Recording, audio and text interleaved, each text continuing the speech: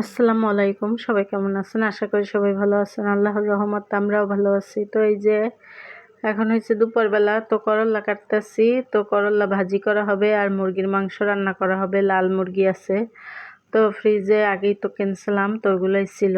তো এই জায়গায় করল্লা ভাজি কাটতে নিতেছি। এটি উস্তা বলে, করল্লা না। তো পেঁয়াজ মরিচ আগেই কাটা হয়েছে, এবার উস্তাগুলো কাটতে নিতেছি। তো মিম বলতেছে একটু পোলাও রান্না করে দাও। তো যেহেতু এক পোলটা মাংস আছে, তো মাংসটাও রান্না করি, লাল মুরগি।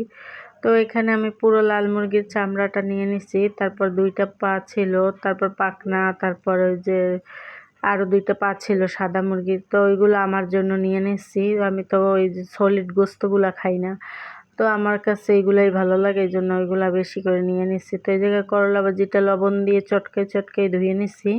তো এখন বসানো হইতেছে, কড়াইতে কাঁচামরিচ দিয়ে দেওয়া হয়েছে।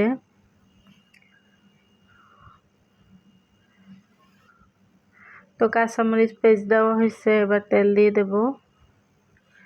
তো রান্না হবে হচ্ছে লাল মুরগি, আর হচ্ছে পোলাও রান্না করব মিমের জন্য, আর হচ্ছে উস্তা ভাজি, আর আমাদের জন্য সাদা ভাত থাকবে।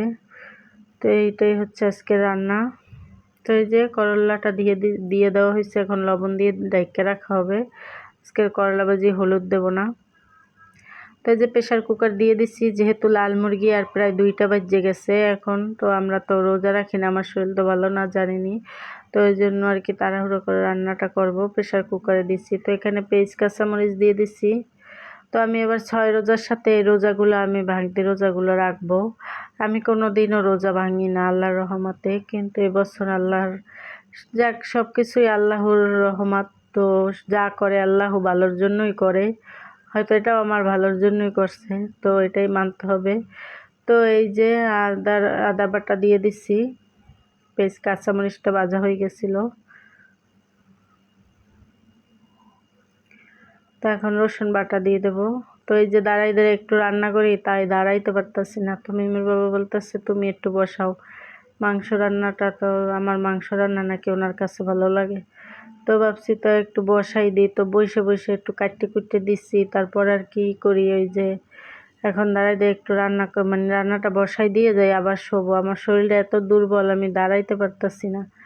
তো এই জন্য আর কি ভাবছি যে রান্নাটা বসাই দিয়ে, মানে মাংসের তরকারিটা বসাই দিয়ে আবার যাই শোবো গোসল করে।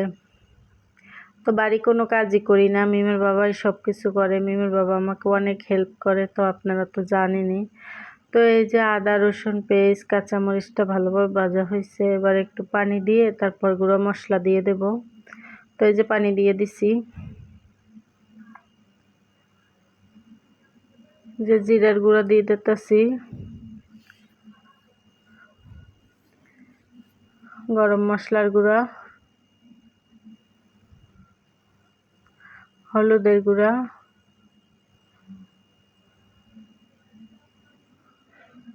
মরিচের গুঁড়া।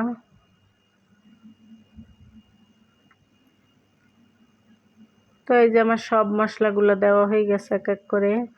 স্বাদ মতো লবণ দিয়ে দিছি। মাংস আলু ধুয়ে রাখা হয়েছে, আর আলু দেবো হচ্ছে আলিপের জন্য, একটা আলু কেটে নিছি। মাংসের ভিতরে আবার আলু দিলে আমার ভালো লাগে না, তো একটা টমেটো দিয়ে দিতেছি।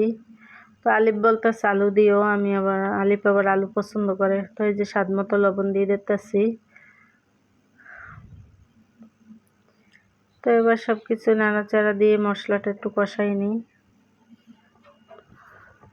তো এই যে অনেকগুলো গোস্তর তরকারি ছিল, মানে গোস্ত ছিল, দিয়ে দিই। গোস্তগুলো হচ্ছে বললামই তো, একটা লাল মুরগির চামড়া পুরোটা নিছি, তারপর পা ছিল 4টা, পাখনা ছিল, এগুলোও দিয়ে দিছি। তো এটার সাথে এই জন্য অনেকগুলো হয়েছে। আরও এক পোলটা গোস্তও ছিল, মানে একটা লাল মুরগির অর্ধেক করছিলাম। তো অর্ধেকটা ওই দিন রান্না করছিলাম, আর অর্ধেকটা এই যে আজকে রান্না করতেছি। তো আলুগুলো পরে দেবো, আলুগুলো বাচ্চা উড়াই নাতাছি। তো আগে গোস্তগুলো কষাই নি, তারপর আর কি পরে আলুগুলো মিশাই নেব। তো যেহেতু লাল মুরগি অনেক শক্ত, তো আমাদের বাসায় আবার গোস্তগুলো একটু নরম না হলে, সফট না হলে মিমের বাবা খাইতে চায় না। তো এদিকে আমার করলা ভাজিটাও হয়ে গেছে, মিমের বাবা আবার ওইটা চামচ দিয়ে লাড়তেছিল, আর এদিকটায় আমি খুন্তি দিয়ে ওইটা আবার বসাইছি। আর ওদিকে পোলার চালটাও ধুয়ে রাখা হয়েছে। তো এই যে গোস্তটা কষাইতেছি, কষানো শেষ, এবার জল দিয়ে দেব। আর এদিকে পোলার চালটা ধুয়ে রাখছি, 1 পট পোলার চাল দিছি, এইটা দিয়ে ওরা 2 বেলা খাইতে পারবে। আমি তো খাবো না, মিমের বাবাও খাবে না, আমাদের জন্য সাদা ভাত হবে। আর বাহিরে আজকে অনেক রোদ, কোনো মেঘলা নাই। তো এই যে ঘরের কাজকর্ম গুছানো টুছানো একদম শেষ হয়ে গেছিলো আগেই। আগে আমরা এগুলো গুছাই টুছাই ঘুম থেকে উঠে তারপর রান্না করতে গেছিলাম। তো আজকের ভিডিও আর বড় করব না। সবাই ভালো থাকবেন, সুস্থ থাকবেন আর আমাদের পাশে থাকবেন। আর ভিডিওটা কেমন হয়েছে অবশ্যই কমেন্টে জানাবেন। তো আল্লাহ হাফেজ, শুভ দুপুর। তো এই যে খাবার দাবার নিয়ে আসা হয়েছে, এবার সবার জন্য খাবার দেওয়া হইতেছে। তো ভালো থাকবেন সবাই, আল্লাহ হাফেজ, ধন্যবাদ।